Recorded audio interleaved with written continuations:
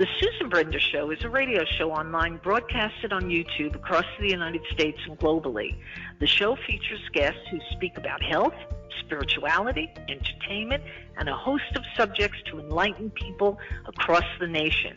Listen to the show that empowers women and men alike and highlights those who have made a difference.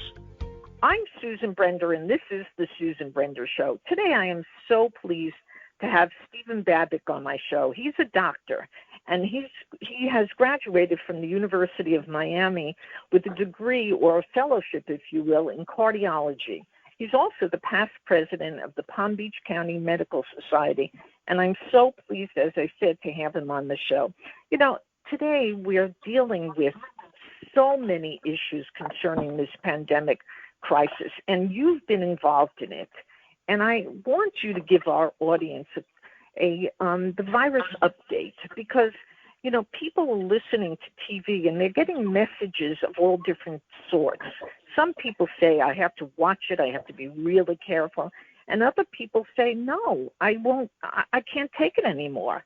So what is your opinion with regard to the coronavirus right now? Okay, well, what people have to understand is there's major catastrophe in terms of how this thing leaked out of China. I was actually in Wuhan, China 5 years ago, and the hospital there is 30 years behind the time. So my feeling is that what happened there was that the precautions that we normally would have in this country were not followed there.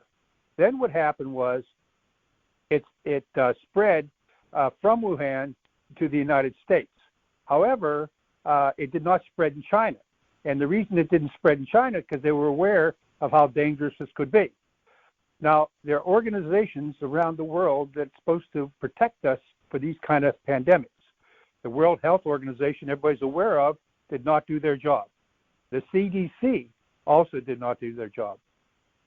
Another organization that people are not aware of is Fort Detrick, Maryland. Fort Detrick, Maryland is where we do bioterrorism analysis, and that's been going on for over 60 years in this country. No one even knows about Fort Detrick, Maryland. So there were a lot of players here that did not warn us appropriately. In addition, but you know, I have to ask you this, Dr. Babic, before you continue. You know, there's so much controversy surrounded by this particular virus. You know, people question where it comes from, and you're not questioning it. You're saying it is definitely from Wuhan. Now, why do you think that we didn't talk about the World Health Organization? Why wouldn't they understand and get involved and let us know exactly what happened? What is the reason for that? Well, the reason is the politics of what's going on. I mean, you have to understand that China is an up-and-coming country, and with billions of people and a tremendous economic force. So they don't want to make China mad because they think that at some point they may actually replace the United States as being a major driver of the world economy. Yeah. And with regard to the media, again, there is a question. And the big question is the media doing their job, or is the media overstating what's going on? Well, the problem with the media is it's become political. It's become a blue-red problem. And instead of trying to figure out ways of helping the country, we've become political. And that's been a detriment to everybody. Yeah. So what do we need to do more of in order to fix things? Well, here's the thing. 1.8% of the U.S. population are in nursing homes. However, 41% of the deaths are in nursing homes. In Florida, 49% of the deaths are in nursing homes. So what they have done in Florida is they said now you have to notify relatives if you have somebody in a nursing home that there's somebody that's positive in the nursing home. Well, unfortunately, I got a call over a week ago that my sister, who's in a nursing home, there was a positive case. So when I asked the administrator, did they test the nursing home? No. I said, well, you got to get people in there testing. So the problem right now is you don't have people going into the nursing homes testing all these people, and it should be done on a weekly basis. The problem is not the people in the nursing home. It's the people that come in to treat the people in the nursing home. And what you need to do is identify those people that are bringing in the virus into the nursing home and trace them back. And that's how you're going to prevent the continuing spread of this virus. Right.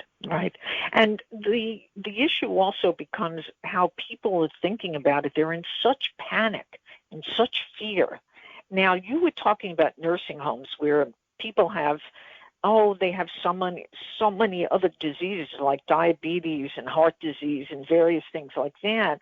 And so they're susceptible to viruses. But what about the people outside, young people that are middle-aged, millenniums? What about them? Do they have to be as afraid as they are right now? Well, I think, obviously most of the deaths are in people over the age of 65. And the younger you are, the more likely you'll recover from this virus without any problem. However, there are cases in the 20s and 30s, and now there's cases in New York, even in children, which are some related to the COVID virus infection. So it is scary when you don't have a definitive treatment yet for this. However, what people need to know is, number one, hydrochloroquine does work. You got to give it early, however, and it doesn't work for everybody. Remdesivir, which we only started giving out a week ago at our hospital. So that's been a drug that we used in compassionate protocol for over a month ago, and then it took FDA time to approve it, and now it's out there, and it's actually helping. There's also, they're experimenting with remdesivir plus other drugs. We also had a patient in our community that was older, that came into the hospital, was sick, and they gave him a plasma with antibodies. That works. And there's also people that when they're in dire straits, they're using stem cells. And what you're going to hear over the next several weeks, and you're going to hear about new treatments. And that's the thing. When you realize if you get the infection and you're not going to die, I think a lot of people will be much more able to live with the fact, and the fear will decrease. There's been a lot of talk about what the symptoms of the virus are. Even though people seem to know, and they've been reading a lot about it, I'd like you to describe what the symptoms are so that people can, make sure that they have tests for whatever is going on in their bodies. So what are the symptoms? What does it look like? Well, number one, 90% of the people have a fever.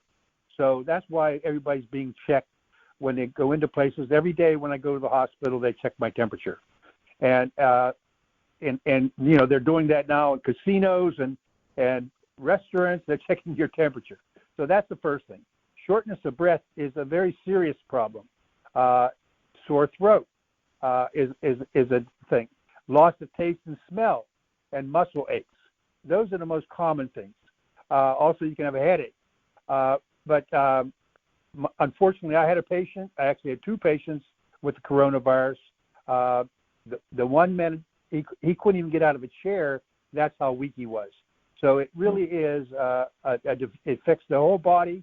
It affects the brain. It affects the heart. It affects the lungs. It affects the kidneys. It affects the liver. And so it does affect multiple organs. Now let's talk about the fact that we had flus before, various flus.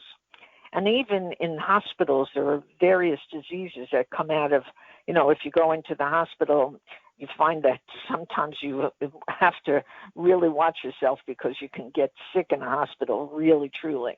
Now, with that in mind, why does this particular virus scare people, or why did it go into the newspapers that it is the worst flu that we ever had? Because it seems to me that the other flus that existed were just as bad. Well, the thing is that this virus is much more contagious than the regular flu. That's for sure. And the other thing is that we've never seen a flu affect the respiratory tract as quickly as previous flus. And in my particular patient, he came in on a Friday. 3 days later, he was short of breath. He ended up ending up on a ventilator, and by the end of the week, he was dead. And that, unfortunately, is how quickly this virus can attack the lungs cause severe respiratory failure and death. And that's why people are concerned. That's why you see people walking around in hazmat suits, and that's why anybody that's dealt with these patients is obviously very concerned about what's going on. Well, let's talk about the future right now, because people, it seems that it is going, let's put it to you this way, it's going down a little bit, and the concerns that we had for it are not as much as it was before. But the question becomes, what about the future? What's in store for us? Well, that's the whole point. The future is a very good sign. If you look at New York State, they can show you a tremendous decrease in number of cases and a tremendous decrease in number of deaths. In Boca Raton here recently, we were up to 60 patients in the hospital with coronavirus, with 7 or 8 cases on a ventilator at any time. Yesterday, there were 13 patients with coronavirus. So the number of coronavirus cases that are hospitalized has dramatically decreased. The number of deaths have dramatically decreased. The last couple of days in Palm Beach County, there have been like 2 or 3 deaths. The number one area for higher deaths is in Miami-Dade, and that's around anywhere from 7 to 8 recently. So the number of people being hospitalized and the number of people dying has certainly been less. Well, that's great news, needless to say. And I'm sure that our audience wants to hear something like that, because needless to say, it's been a real chaotic situation. And now, thank God, it's going down. Now, that leads me to talking about medical care, the future of medical care, and how we're going to fix it. Because it seems to me, and people have said, that our system is broken. Do you think it's broken? And if you do, how would you fix it? Okay, so here's the problem that I see what's going on in medical schools today and in the medical profession. Number one, the average medical school debt is $250,000. And that's important because when these people are deciding, when they come out of medical school, what specialty to go into, you can't afford to go into internal medicine because you can no longer afford to take care of a family and pay off your medical school debt. So consequently, what's happening is that these students are picking plastic surgery, dermatology, radiology, orthopedics, which are the higher paid fields, and less people are going into primary care. The second thing that's important is that 55% of medical students are female. And you say, well, why is that important? Well, it's important because the old statistics were 1 out of 10 women after 10 years don't practice medicine anymore. And after 10 years, 25% of them don't practice more than 20 hours a week. Now, they have a number of reasons for that. They want to take care of, they want a family, they want to have children, and so they're going to be practicing less. But on the other hand, you still need doctors, and you're not going to have them because of the demographics of what's going on in terms of the medical schools. Now, the other thing is that in Boca Raton, you have at least 30, if not more, MD VIP doctors. What does that mean? It means you pay a premium to see a doctor, internal medicine doctor, and they have reduced their practice to 400 to 500 patients. Well, those doctors used to see anywhere from 2,000 to 2,500. Wow. So you have less people there than seeing patients, and particularly the good internists are only seeing 400 or 500 patients. So that's a problem. Now, recently, the Florida Legislature passed a law allowing pharmacists and nurse practitioners to become actually doctors. So how does that work?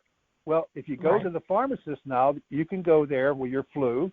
They can check you for the flu, and the Florida Legislature said they can treat you. Well, the problem with that is they don't know how to examine the heart. They don't listen to the lungs.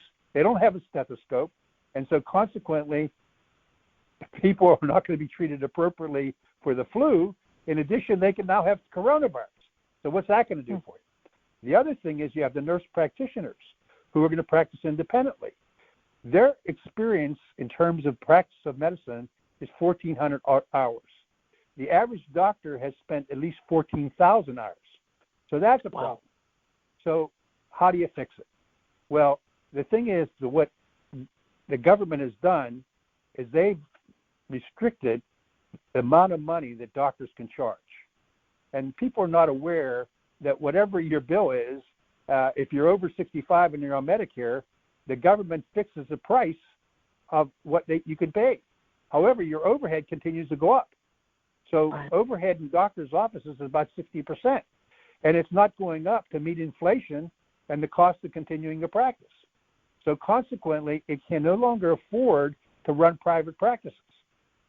So what you need to do is allow the doctors to balance bill, which means the government could pay whatever they want, and the doctor would be allowed to charge whatever he wanted. And if the patient wanted to choose to go to that doctor, that would be okay. And therefore, the doctors would be driven into MD-VIP type of practices. The second thing is we have one of the highest malpractice rates in Florida.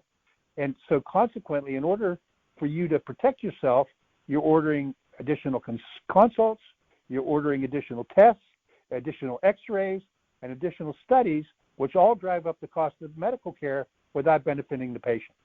So you need to go back and look at what has happened in Texas and California, which have passed effective tort reform, and allow that to happen. You know, when you're on the hospital staff, they force you to take emergency room call. Now, what does that mean? That means if somebody comes in the hospital with no money, you agree to see them, which is okay. We don't mind that. However, that person can sue you for everything you're worth and take care of your family and sue you for all the assets that your family would live on. So who wants that kind of job where every time you see a patient, even if they can't afford to pay, is going to end up costing you money? Right. What do you attribute to the fact that people are suing? It seems to me that, as you said, it's a real liability to be a doctor today. But why? Why do people feel, after they're taken good care of, that they should sue? What is going on in this country? Because I believe in other countries you don't see that. But here you do. Okay, so 15 or 20 years ago, I was invited to the Boca Hotel for dinner with an anthropologist, and he was studying care of medicine around the world. And I asked him that very question. I says, why is it that when I started practice 44 years ago, and at that time was less, obviously, but I've been here 44 years, but when I first practiced medicine, a patient came in with a bad heart attack. I went to the family. I told him he had a very bad heart attack, and I gave him pain medication. The pain was relieved. I said, however, his heart has been so severely damaged that in 4 or 5 days he's going to die. And people thought I was a wonderful doctor. Okay? Nowadays, that same patient comes in the hospital. We take him to the cath lab. Okay? We open up the artery. The patient has very little damage, goes home in 2 or 3 days. Right. And yet they think I did okay, but not great. So he said what has happened is people think, in the old days you were an artist. How much do you pay an artist? Now you're just a technician. You just follow the rules. You do what's expected. And because we're doing so well, everybody's expected to have a wonderful outcome. So the expectations of our society are there's no reason anybody should die. And if you die, the doctor must have screwed up. Oh, that's pretty horrible, needless to say. I'm just curious about your take on MRSA. I know this is going from apples to oranges. We're talking about the pandemic, and now I'm asking you a little bit about MRSA. But MRSA has affected people in just horrible ways. And sometimes people say, I'm afraid to go to the hospital because if I go to the hospital, I'm going to walk out sick. Do you find that people are over-exaggerating that, or is there a problem and can it be fixed? Well, yes, we've experienced that at our hospital. That's why the hospital has been recently functioning at about 60% of capacity. Everybody was worried about overcapacity of the hospitals and being overwhelmed, and the hospital is actually it has been understaffed in terms of patients because people are afraid to go to the hospital, and that's actually prevented people when they call me and said they're having chest pain or they're having serious problems and going to the hospital, they won't go. And the hospital, however, has done everything they can to make sure that people are protected. In other words, when you come into the emergency room, there's protective gear. They check your temperature. They check nowadays. You come through the emergency room, everybody's being checked for coronavirus. So the hospital has protected that. There are certain sections in the hospital that are walled off in terms of where they're treated. The nurses are very specialized nurses. So I go to the hospital every day, but I certainly don't go to the floors where the coronavirus is at because I don't have any coronavirus patients there. And so, yes, some of the nurses take care of coronavirus patients, but the vast majority do not. Yeah. It's so interesting because people talk about people who are sort of heroes. They call them heroes. Those are our first responders, but they don't call doctors heroes. And it's really a travesty because you guys are amazing.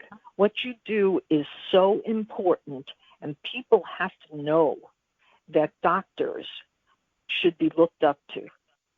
And I feel that way very strongly. I'm just wondering, have you ever received letters or compliments about your services? Oh, I've received lots of letters and compliments, and people actually donate to the hospital in my name for the care that I've given them. However, the problem is the media. The media has not found anything sensational about a doctor saving someone's life. Every day, we save somebody's life. We made the proper diagnosis. We gave the proper treatment. We did the proper operation. Every day, we save someone's life. Yet nobody's interested in that story. But if you lose a life, and even if it's a crazy case and multiple complications, and the person dies, and there may have been a screw-up, that's front-page news. So the media has perpetuated this myth over the years, and I've actually been involved in the past sitting down with the news media and trying to explain that to them so that why don't they do stories on the good stuff that the doctors do. And you never see doctor story about how and what we've done to help people and recover. We just had a patient in the hospital who was dying with lungs filled up with fluid, and he's an 85-year-old gentleman who had a previous prosthetic aortic valve. So he was dying, and so we went ahead and put in a new valve over top of his previous valve through the groin. Now, this patient I just saw the other day is doing great. You're never going to see that in the newspaper. and it's kind of crazy when you think about it, all the good stuff that we do. I've also, as being a past president of the Medical Society, I wanted them to go out there and on a regular basis tell people the good things that doctors do. But that costs money. And the doctors are not willing to go out and spread the word about what the good they do. And the newspaper is not interested. Right. This is a phenomenon that has a real problem because the media, as you said before, was looking for sensational. If you were an OJ, believe me, you'd get all the information and education about what this person is about would just be, going sort of 100% in the newspapers. But yeah, you're right. They don't talk about doctors. They don't talk about people who are heroes, and I consider you a hero. Now, last but not least, our medical system is turning into something that is used by doctors today. What's give me another little feeling about the future. Where does that stand? What is going to happen with, our technology today? No, the good news is that the technology is good. Type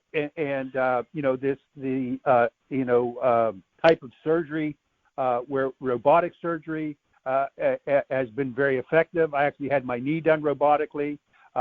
So the new drugs, the new genetics involved in targeting diseases through genetic makeup. So that stuff is good. The problem is who's going to deliver that care.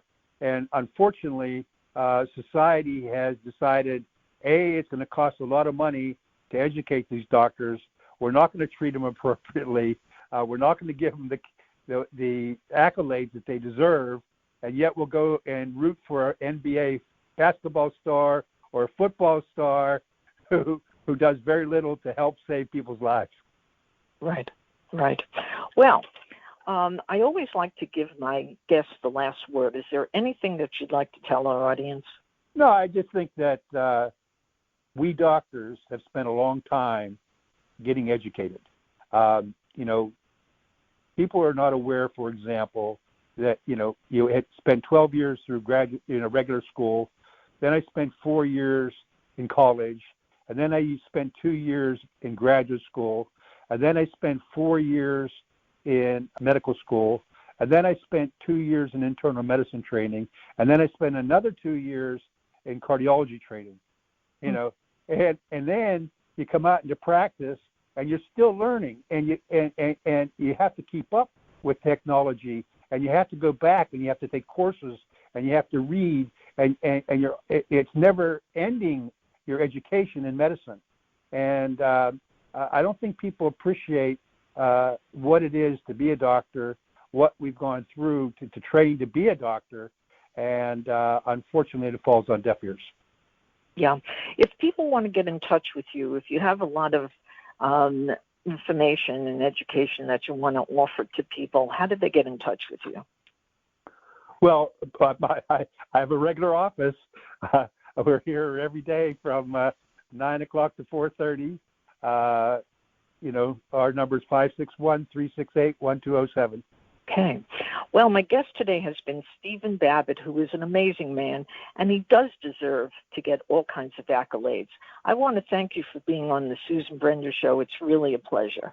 Thank you.